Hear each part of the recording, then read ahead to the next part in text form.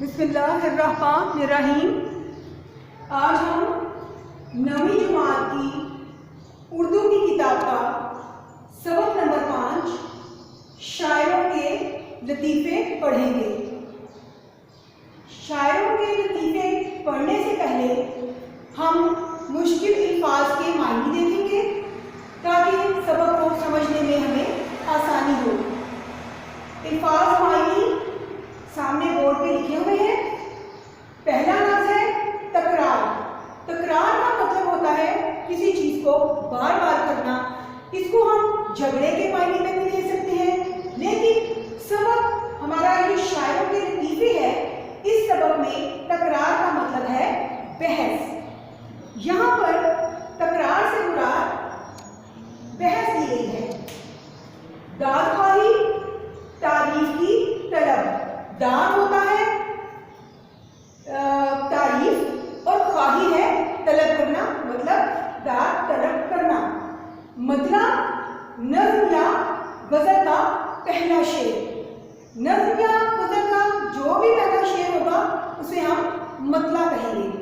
پھپھولے مطلب ہے آنولے، جس کو آپ چھالے کہہ سکتے ہیں۔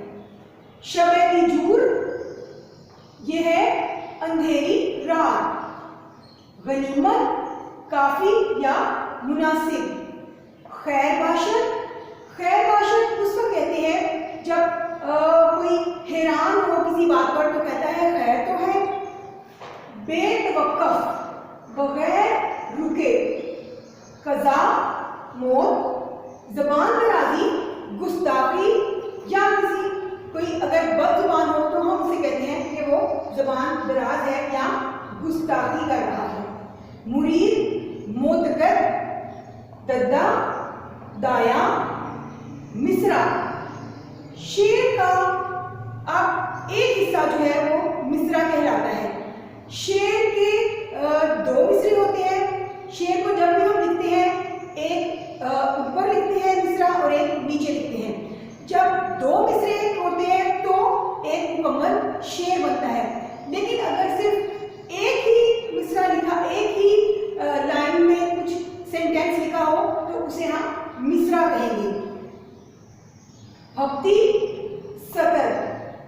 ہفتی چست فکرہ، کسی پر فکرہ کسنا۔ مصرع ہم نے پڑھا شعر کا ایک حصہ یا سطر۔ ہفتی چست فکرہ، اشتیاق مراد ہے شوق۔ خاطر جمعی مطلب تسلی رکھنا، اطمینان کرنا۔ موقوف کرنا مطلب ختم کرنا۔ کاتب برہان، کاتب برہان غالب کی ایک کتاب کا نام ہے۔ اب ہم اپنا یہ سبق پڑھیں گے شاعروں کے لطیفے۔ شاعروں کے لطیفے پڑھنے سے پہلے ہم یہ دیکھیں گے کہ شاعروں کے لطیفے لیا کہاں سے گیا ہے۔ شاعروں کے لطیفے یہ جو سبق ہے آپ کی کتاب میں، یہ مولانا محمد حسین آزاد کی ایک کتاب ہے، اس کا نام ہے آب حیات۔ یہ اس میں سے لیا گیا ہے۔ آب حیات میں سے ایک چھوٹا سا سبق نکال کر آپ کے سلیبس میں شامل کر دیا گیا ہے۔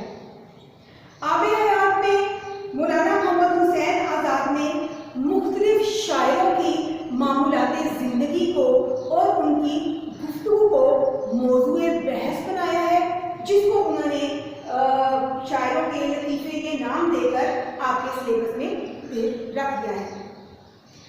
اب ہم اس کو پڑھنے سے پہلے مولانا محمد حسین آزاد کے بارے میں پڑھیں گے۔ مولانا محمد حسین آزاد مولوی محمد باقر کے بیٹے تھے اور وہ دلی میں رہتے تھے۔ 1830 میں مولانا محمد حسین آزاد پیدا ہوئے۔ 1857 کی جب جنگ آزادی ہوئی، جس کو کہ غدر لکھا جاتا ہے، دراصل وہ ایک جنگ آزادی تھی، اس میں مسلمانوں کو ظلم و ستم کا نشانہ بنایا گیا، تو اس جنگ میں انگریزوں نے مولانا محمد حسین آزاد کے والد کو شہید کر دیا۔ تو مولانا محمد حسین آزاد جو ہے وہ وہاں سے ہجرت کر گئے دلی سے، کیونکہ ان کا گھر بار لٹ چکا تھا اور مال و اسباب سب تباہ کر دیا گیا تھا۔ تو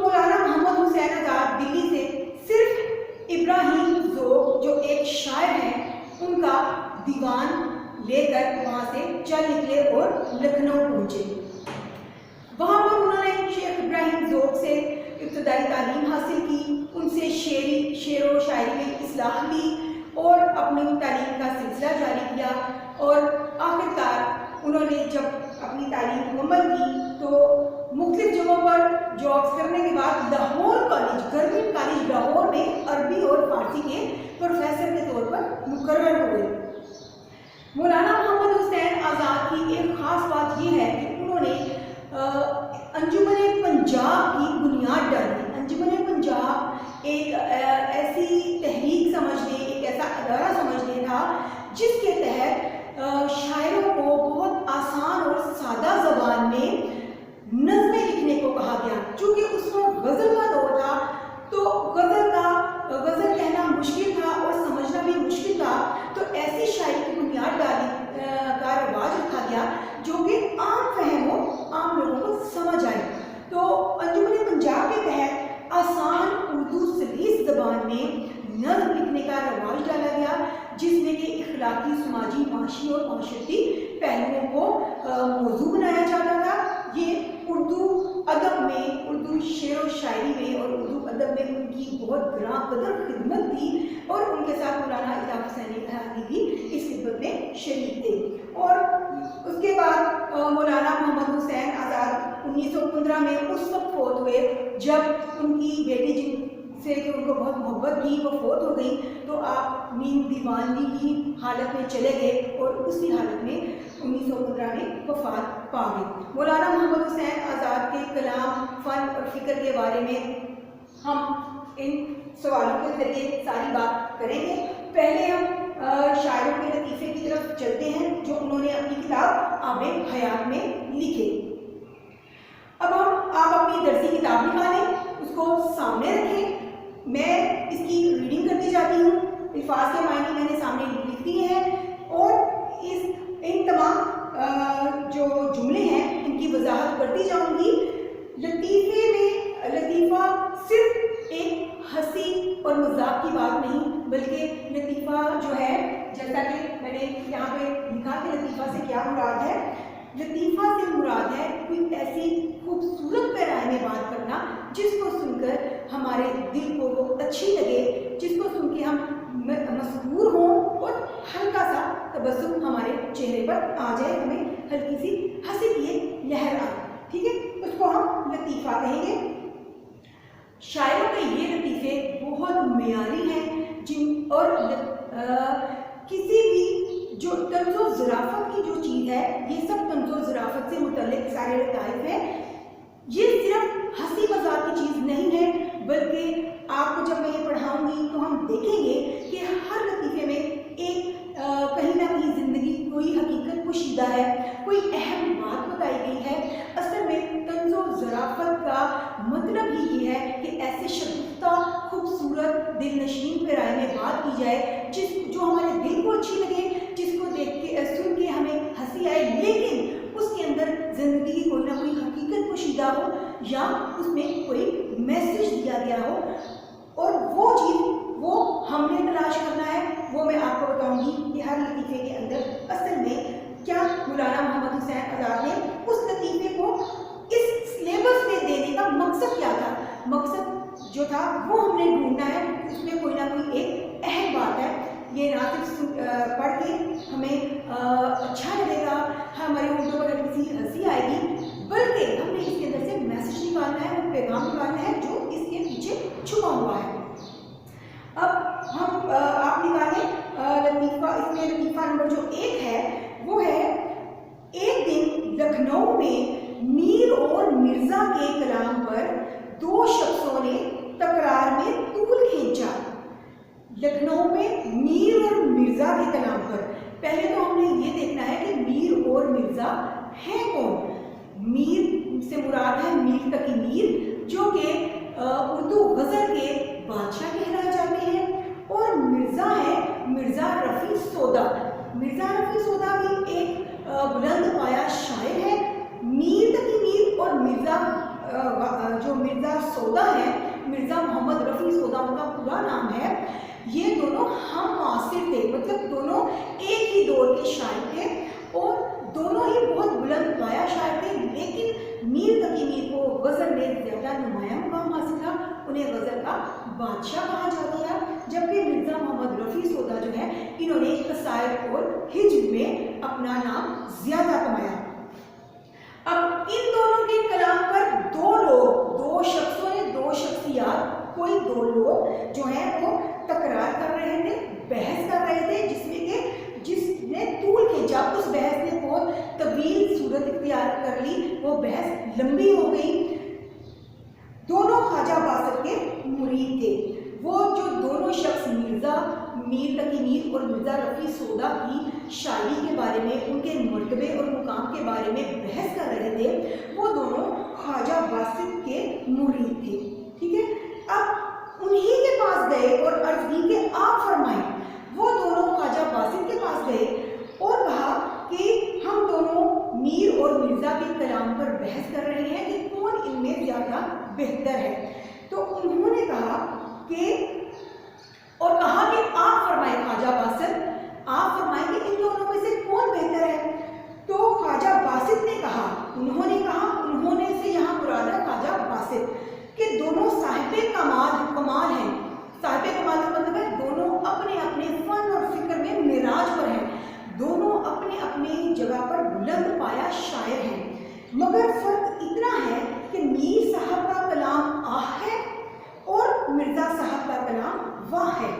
ख्वाजा बासित ने कहा कि मीर तकी मीर और मिर्ज़ा मोहम्मद रफ़ी सोदा में फ़र्क ये है कि मीर तकी मीर का कलाम आह है। आह से मुराद है जब हमारे अंदर दुख या तकलीफ की कोई कैफियत होती है तो हमारे मुंह से आह निकलती है। ठीक है, आह से मुराद है ऐसी शायरी, उनका कलाम ऐसा है जिसमें दर्द व अलम है, ज़िंदगी की मुसीबतों, मुश्किलों, परेशानियों के बारे में जिक्र मिलता है।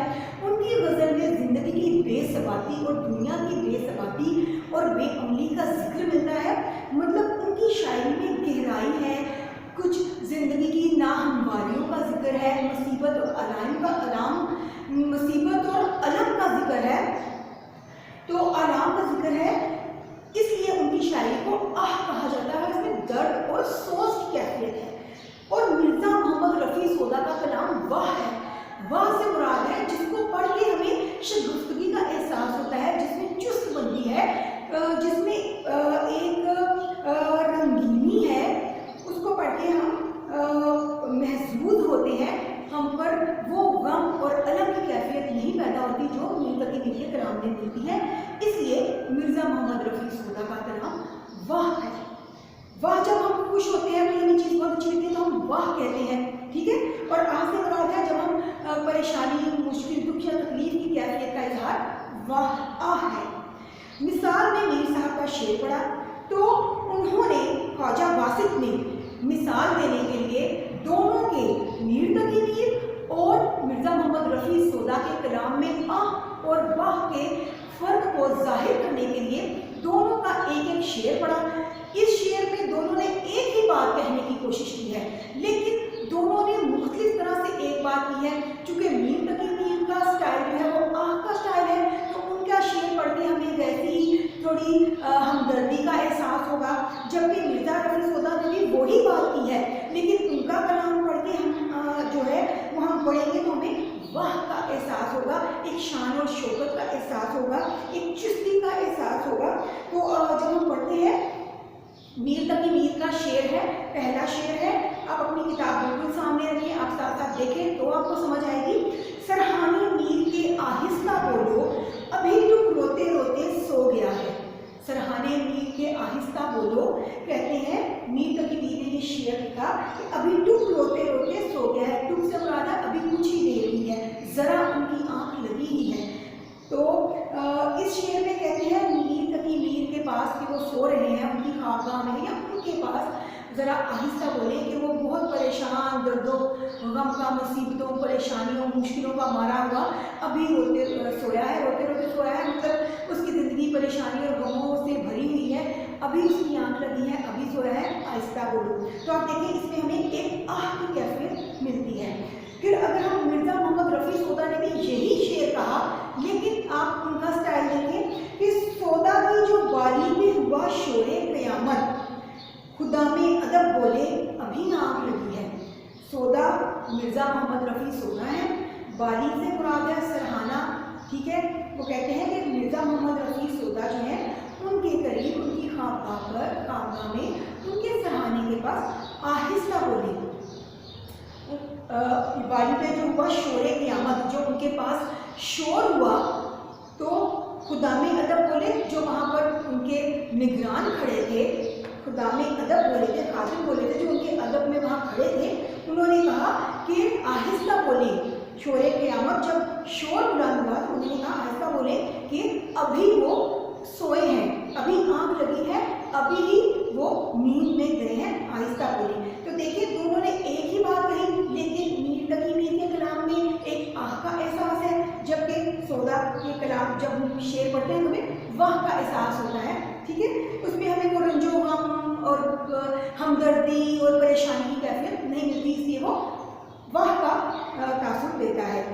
इनमें से एक शख्स जो मिर्ज़ा के तरफदार थे, मतलब जो मिर्ज़ा मोहम्मद रफ़ी सौदा को बुलंद पाया मानते थे, उनके कलाम से ज़्यादा वो मुतासिर थे, वो मिर्ज़ा के पास भी आए। तो वो मिर्ज़ा मोहम्मद रफ़ी सौदा के पास चले गए, उनके पास आए और सारा माजरा बयान किया, सारा किस्सा, सारी कहानी बताई कि इस तरह से हम दो लोग, आप दोनों के मीर तकी मीर और आपके शायर कलाम पर बहस कर रहे थे।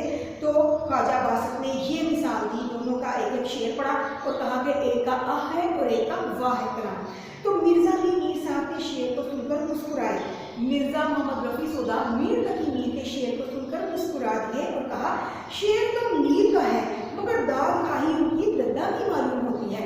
एक लतीफ़ सी बात बयान की कि शेर तो मीर तकी मीर ने कहा है, लेकिन लगता है कि उनकी दद्दा ने ये तारीफ चाही है कि वो उनको सुला रही थी, उनकी आया ने, लगता है उनकी आया है जो कह रही है कि आहिस्ता बोलो, और वो सो रहे हैं, वो रोते रोते सो गया है, जैसे किसी बच्चे को एक आया सुला रही हो। तो एक लतीफ़ सी उन्होंने बात बयान की, बहुत ही अच्छे से पैराए में, जिससे सुन के हमें हल्की सी लतीफ़ सी खुशी का एहसास होता है, हल्की सी हमारे मुंह पर हंसी आ जाती है।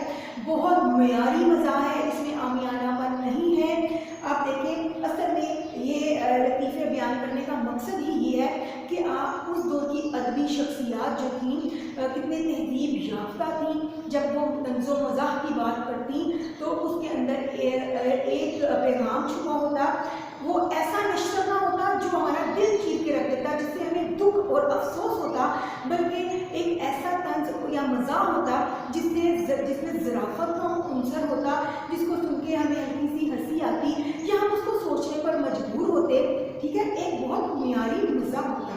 अब हम लतीफ़ा नंबर 2 पढ़ेंगे।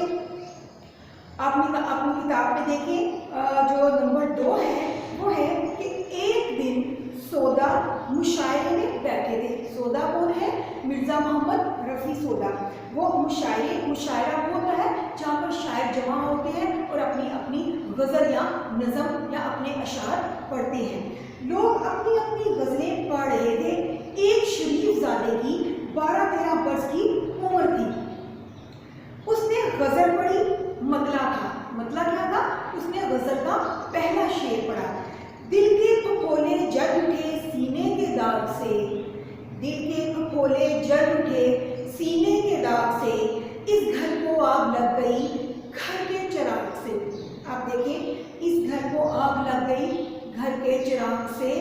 एक 12-13 वर्ष की 12-13 साल की उम्र का एक बच्चा, आप देखिए ये छोटा बच्चा हुआ ना, उसने जब ये शेर कहा तो इस शेर में इतनी गहराई थी, रवैयों कैफियत की एहसास को उन्होंने महसूस करके ये शेर कहे। तो गर्मी कलाम पर, ऐसा कलाम जो असर करे, जिसमें सोज हो, जो हमारे दिल को जाकर लगे, तो गर्मी कलाम पर सौदा भी चौंक पड़े, हैरान हो गए। चौंक का मतलब है हैरान हो गए। पूछा ये मतलब किसने पढ़ा?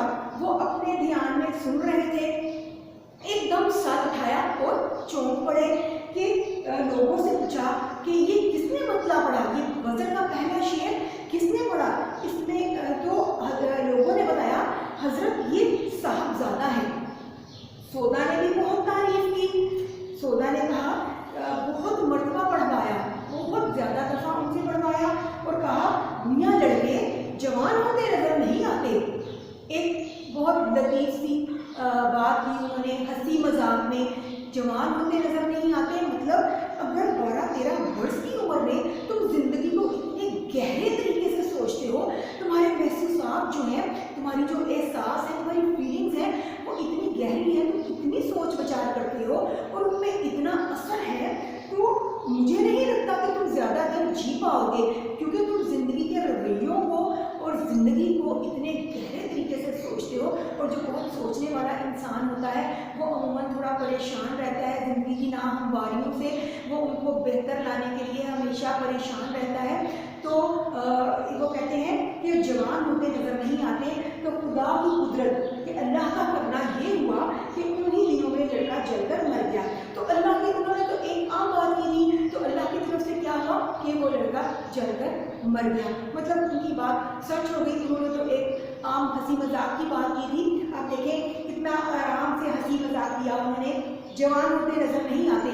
ये एक महज़्ज़ब और बहुत शाइस्ता सुलझा हुआ जो मज़ा है, ज़राफ़त है, और यही आपको बताना मकसूद है कि अपनी गुफ्तगू को इन पैराओं में, इन सांचों में ढालें, तहजीब याफ्ता माशरत होने का बनने का सबूत दें, तहजीब याफ्ता इंसान होने का सबूत दें।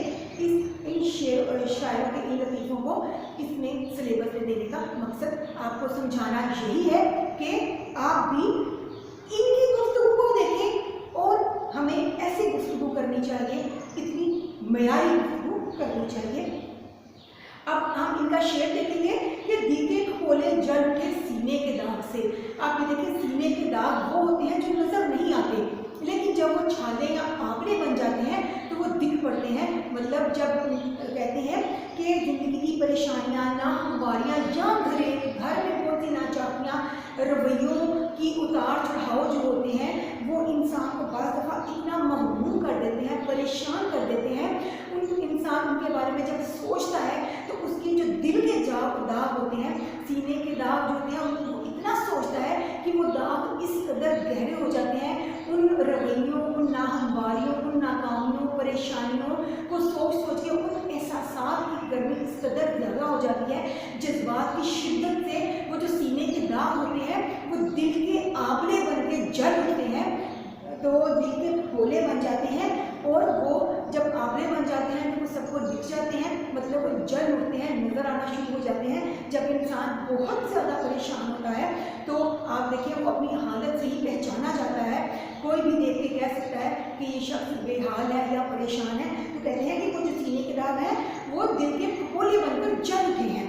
तो इस घर को आग लग गई घर के चिराग से। इस शेर में बहुत मानवीयत है, बहुत ही सादा से शेर में उन्होंने ज़िंदगी की बहुत ज़्यादा नाहमवारियों को और मुख्तलिफ मौज़ूआत को, ज़िंदगी के इसके पहलुओं को बयान कर दिया कि एक जब आपको कोई दूसरा शख्स जिससे आपको कोई तवक्कुआत वाबस्ता नहीं होती, जब वो आपको धोखा देता है तो आपको दुख तो होता है, लेकिन आपके जज्बात और गम की कैफियत इतनी शिद्दत से नहीं होती, क्योंकि आप तवक्को कर रहे होते हैं कि एक गैर है, जाहिर है कि वो आपके साथ उतनी अपनाइयत का इजहार नहीं करेगा, वो आपके बारे में कुछ भी सोच सकता है, अच्छा या बुरा। लेकिन जब कोई आपका अपना जो है वो आपके साथ बुरा करे या आपकी नाकामी, परेशानी, दुख, तकलीफ का सबब बने, तो आपको बहुत ज़्यादा दुख होता है और जज्बात और गम की शिद्दत जो है, कैफियत जो है वो शिद्दत इख्तियार कर जाती है, क्योंकि आपको तवक्को नहीं होती कि आप उससे ये तवक्को नहीं कर रहे होते कि वो आपको नुकसान पहुंचाएगा या आपके लिए कुछ रुकावट या मुश्किल परेशानी का बायस बनेगा। इसलिए इस बात को कहते हैं कि घर के चिराग से घर को आग लगना। ठीक है, इसी तरह अगर हम इसको कौमी हवाले से देखें तो जैसे कि आज हम अपने मुल्क में अपने हालात देखते हैं कि हमारे मुल्क में ज़ख़ीरा अंदोज़ी है, मिलावट है, और इसके अलावा आप और बहुत सी नाहमवारियाँ देख लें कि हमारे लोग जो हैं वो अपने पेशों से ईमानदारी नहीं करते, ईमानदार नहीं है। इंतशार है, क्यों इंतशार है कि अदल की हुक्मरानी नहीं है, जो है ताकत का तवाज़ुन बिगड़ा हुआ है, अमीर अमीरतर है और गरीब गरीबतर होता जा रहा है। तो ये सब कुछ कौन करता है? ये कोई अमेरिका, बरतानिया, यहूदी, इसराइल, इंडिया से आके तो लोग नहीं कर रहे ना, ये हम खुद कर रहे हैं। तो इसको कहते हैं कि घर के चिराग से ही घर को आग लग रही है, हम खुद अपने मुल्क की तबाही और बर्बादी का सबब बन रहे हैं। तो इस मौके पर कहते हैं कि घर के चिराग को घर से आग लग गई। जैसा कि आपने वक्त अशार को मौका व महल के मुताबिक इस्तेमाल करना। तो अशार को मौका व महल के मुताबिक हम इस तरह इस्तेमाल करते हैं कि जैसे आपने पढ़ा कि घर के ही किसी फर्द से उसका घर तबाह हो जाए तो उसको कहते हैं कि घर के चिराग से घर को आग लग गई। इसी तरह जब हम अपने मुल्की हवाले से देखते हैं तो हमारा पाकिस्तान जो है जब ये 2 लख्त हो गया, ठीक है, 2 लख्त जब इसके 2 टुकड़े हो गए तो 2 टुकड़े किसने किए? अगर जो हिंदुओं की साजिशें थी, लेकिन असल असबाब किसने मुहैया किए मुल्क को 2 टुकड़े करने में? ये हमारी अंदरूनी नाचाकियाँ थी। अब ये देखिए, अब जब दिल के फकोले जल उठे सीने के दाग से, ये सीने के दाग जो है वो दिखाई नहीं देते, इंसान उसको छुपा लेता है कि अपनी शर्म के लिए, अपनी इज्जत और नामूस की खातिर। लेकिन जब बहुत शिद्दत इख्तियार कर रहे हैं तो वो दिल के फकोले बन जाते हैं। इसी तरह हम किसी के सामने क्या जिक्र करें कि हमारी आपस की नाचाकियाँ, हमारी आपस के रवैयों में जो उतार चढ़ाव थे, जो हमारे रवैये नाहमवार थे, उससे हमारा मुल्क 2 लख्त हो गया, हमारी अपनी वजह से हमारा मुल्क टूट गया। तो ये सीने के वो दाग हैं जो दिल के कोले बन के जल उठे और उन्होंने इतनी शिद्दत इख्तियार की हमारे रवैयों की, नाहमवारियों और हमारी नाचाकियों ने कि हमारा मुल्क 2 लख्त हो गया। आपस के एक ही घर के जो लोग थे वो अपने अपने मफादात अलहदा सोचने लगे और दोनों एक मुल्क के लिए नहीं सोच रहे थे, अपने अपने मफादात सोच रहे थे। तो घर के चिराग से घर को आग लग गई और पाकिस्तान 2 टुकड़े हो गया। इसको कहते हैं शेर को मौका व महल के मुताबिक इस्तेमाल करना। आप देखिए, उस शायर ने एक बात कही अपने किसी खास तनाजुर में जो उसको हालात दरपेश थे, लेकिन चूँकि उसने बात इतनी मौजू, इतनी जामे की, उसमें मानवीयत इतनी है, गहराई इतनी है कि वो हमारे आज के दौर पर भी पूरा उतर रही है। इसको कहते हैं किसी भी शायरी का उसमें आफाकियत होना, आलमगीरियत होना। मतलब कि आफाकियत से मुराद है जो हमेशा हर तरह के हालात में हम उसको कोट कर सकते हैं। उस दौर में ये शेर कहा, ठीक है, और ये आज के दौर पे भी बिल्कुल इन हालात पर भी पूरा उतर रहा है। अब हम देखेंगे, अब आपको ये सारा बताना मकसूद ये है कि जब हम शायरों के लतीफ़े पढ़ रहे हैं जो आबे हयात मौलाना मोहम्मद हुसैन आज़ाद की किताब से ली गई है, जिसमें ये शायरों की बोल चाल और उनके उठने बैठने का अंदाज़ और उनकी रोज़मर्रा की मामूल की गुफ्तगू, जब वो इकट्ठे होते तो वो क्या करते, क्या सोचते, मुशायरों में क्या गुफ्तगू हुआ करती, उसके बारे में मौलाना मोहम्मद हुसैन आज़ाद ने बयान किया है। और आबे हयात एक बहुत मुस्तनद किताब है, ये कोई आम किताब नहीं कि जो आप चीज़ें पढ़ रहे हैं, ये बहुत मुस्तनद है। और इनसे आपको इन रवैयों से आशना करवाना था कि एक तहजीब याफ्ता कौम किस तरह से अपने ज़िंदगी के रवैयों को बरतती है, ठीक है। इसमें किस तरह से एक दूसरे में तहम्मुल, बर्दाश्त और बुर्दबारी है कि एक दूसरे का तंज और ज़राफ़त, मज़ाक को जब वो सुनते हैं तो वो उसके जवाब में कितनी हल्की फुल्की सी बात कहते हैं। कोई इसमें इब्तिज़ाल नहीं है, कोई जुगतबाजी नहीं है, जो कि हमारे आज के कल्चर का खासा है, ठीक है। हमारा आज का कल्चर देखिए क्या है कि हम तंज़ और ज़राफ़त को हमने जुगत बना लिया, एक गैर मियारी मज़ाक बना लिया, जिससे कि हमारी मौशरत बिल्कुल तबाह हो गई, ठीक है। हमें ये तंज़ और ज़राफ़त के नमूने लेने हैं, ये एक तहजीब याफ्ता माशरे के तंज़ और मज़ाक को उन्होंने हमें तारुफ़ करवाया है। अब हम अपना नेक्स्ट जो है लतीफ़े देखेंगे अपने अगले सबक में, ठीक है। आपको मैंने ये बहुत अच्छी तरह से समझा दिया, आपको बता दिया कि मुख्तलिफ शायर और अदबी शख्सियात किस अंदाज में गुफ्तगू करती थी और शेर व अदब में तंज़ व ज़राफ़त जो है वो किस तरह से बढ़ती जाती थी। आपने ये सुने, आपको अंदाज़ा हो गया असल में ये एक मियारी मज़ाक है और हमें अपनी गुफ्तगू में ऐसे ही हिस्से मज़ाक को सामने लाना चाहिए, ना कि जुगत और फब्दी को, जो कि हमारे आज के दौर में मकबूल हो गई है, जिसने कि हमारी माशरत को तबाह कर दिया है। अब हम अपना